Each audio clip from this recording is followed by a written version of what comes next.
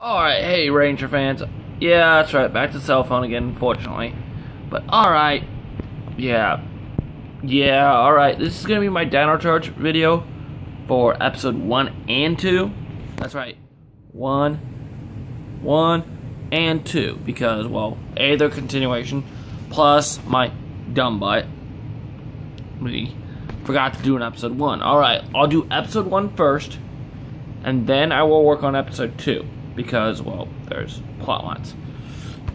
Alright, so episode 1 was great. Started off how we met every ranger they don't know anything about that we know of.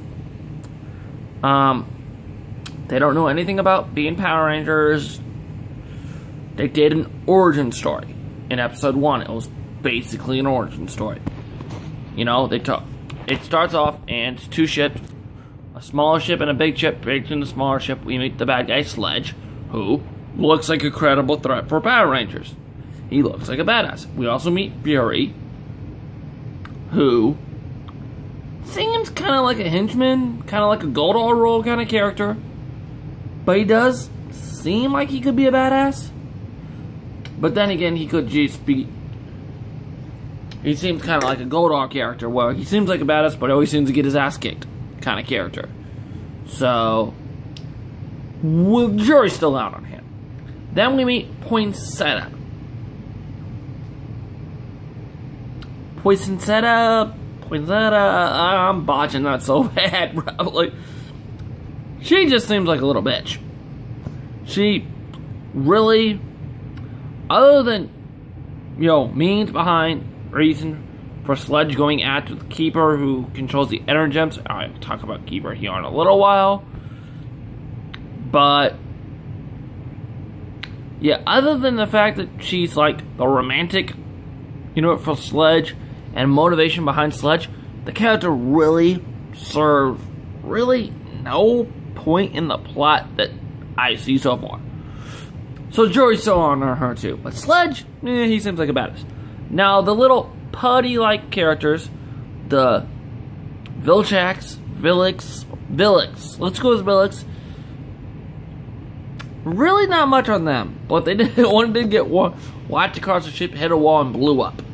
So we're assuming that they're pretty easily beat up. But then again, these are Sledge's personal army, so he knows how to kill them. So yeah, who knows? Who knows on that? All right. Let's get on Keeper. Now, Keeper's ship gets shot down onto Earth. He gives what are called Energems, which are like these little crystal-y things, powery things. He gives them to the dinosaurs.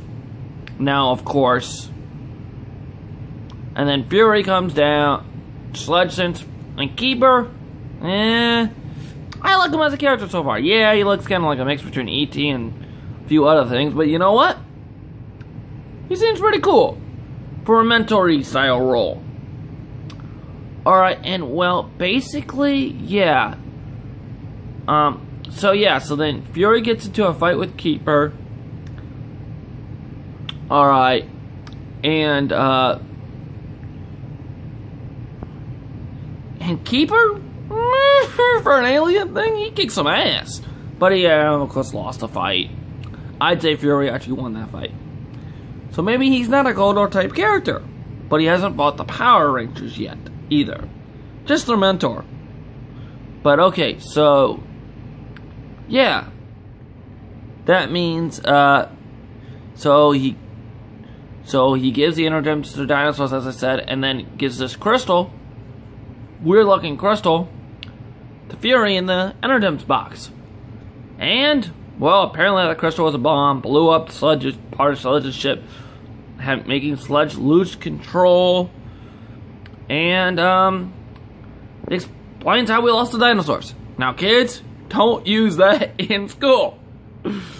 Well, maybe you can use the asteroids that Sledge was carrying, but don't use the whole Sledge part. Okay, let's just leave that part out. Okay, well, then we meet Tyler, who I like. Tyler seems like there's a little mystery behind Tyler, who Tyler's dad is. Apparently he's missing. But I think that's going to be the plot throughout Dino Charge. I think at least the first half of the season, it's really going to be about that mystery of where is Tyler's dad. I think probably his dad's going to be ending up being one of a ranger down the line, maybe. Who knows? Maybe he's a past ranger. Maybe he's Billy, or maybe he's Rocky. Yeah, then we meet Shelby, who's apparently a waitress at a dinosaur museum restaurant. She seems just like kind of ditzy. She is kind of cute though, but just ditzy. And then we meet Chase. He's from New Zealand. I like the New Zealand accent. So far, I'm not sure about his character. He seems kind of like another Xander. But then again, he also seems that, like he could be, you know, a little bit different than Xander. Jury's still out. Well, more about him later. In episode 2, the part about episode 2. And then we meet Coda, who I read the synopsis, apparently is a caveman. Really didn't play much on it on that first episode, except for he lifts his huge box with Shelby sitting on top of it into the back of a Jeep by himself. So he's got to have some muscle behind him, which was pretty cool. Alright, so then we meet Kendall, Miss Morgan, as Shelby calls her. Really seems just like a scientist. No real, you know, anything real important there. But she could come in more points later. But okay, so Tyler finds his Energem first. And then Shelby finds hers in a box which she gets from a monster, this ice monster, who freezes her and Tyler after Tyler tries to save her. And then fights him off with a shovel, which was pretty funny. But yeah, overall, I would say, now, they did use American footage, which was nice, in this episode. No Japanese fight footage. Which, I'm okay with that, because, no offense, but, yeah. They did do their first morph, which, thank God, it looks like they took the dancing out. That was in Kyuger. No offense, but the dancing would have gotten annoying by the end of the season. But yeah, they had the first fight scene looked really good. And everything else. Yeah, so Tyler and Shelby, apparently they're going to become friends. Maybe more than friends. I'm not sure who's going to be the romantic involved, because you know it's Power Rangers, they got to have the romantic. It might be Tyler and Shelby. Then again, it might be Shelby and somebody else. We'll put that on the back burner for now, because Chase did flirt with her only at the beginning of the episode, so. But yeah, so Tyler's looking for Fury, because Fury apparently has information about his dad. But as I said, that's probably going to be throughout the first half of the season. So, okay, basically on the episode 2, I'm kind of rushing here a little bit because of the fact that I don't have a whole lot of time, not a whole lot of room on my phone. But okay, so episode 2. Now that was called Past, Present, and Fusion. I don't know. Oh yeah, and back to episode 1 real quick, because I forgot something. We do meet the T-Rex sword. We only meet the T-Rex sword so far. In both episode 1 and 2, I'll just cover this in 2. But the T-Rex sword does seem like a badass. So far. But sadly, we haven't made any other swords, which it's kind of funny that we've gone 2 episodes without meeting a Megazord. I want to say Zeo, it's like that. I think Zeo we meet in episode 3. Correct me if I'm wrong. I'm not sure Zeo had 1 or 2 parts on the first episode. Let's just assume it was 1, and we meet in episode 2. But generally, we meet it by the end of episode 2. And no Megazord yet. But okay, we meet Riley. Oh my god, is a badass with a sword. The guy fights Fury out of Morph with a steel pipe and can nearly went toe to toe with him. He didn't really start to kick his ass till he got his Dino Saber, which was because the pipe threw the piece of metal flew into a rock and revealed the green Energem. And when Riley touched the pipe, the piece of metal, it was actually a piece of metal. My bad. It charged it and turned it into a Dino Saber, and then he kicked his ass, which was awesome. But yeah, overall, we do find out in this episode that Coda, the caveman, and Chase already were Power Rangers. But that's not surprising since they both worked at the museum with Miss Morgan, who apparently is going to be like the, how do I put it? Not Alpha, but Haley of the season, you know? Brains and intelligence. Okay. But very well done episode. Again, they did look like they took a scene out of Kyuger. But, I mean, it's not a direct scene. I mean, I think the fight footage was still... I didn't watch the full scene. But I think the fight footage was still American-made. Which I always approve of. It's funny. Shelby has the Justin mentality when she morphs. And then when she tried to morph... there's little kitty jokes in there. Like, Shelby tries to do a dino charge but never presses the button. It's funny. But yeah, just overall, the command center looks great. I like how they got into the command center in the episode too. They, apparently the energems give you, sorry, as I said, I'm using my phone, I'm sorry about that, more strength. Because between Tyler, Riley, who's a cowboy, and a badass with a sword, that's kind of funny, and then, damn it, Shelby, between them three plus their energems power, they were lift and flip a car off a guy.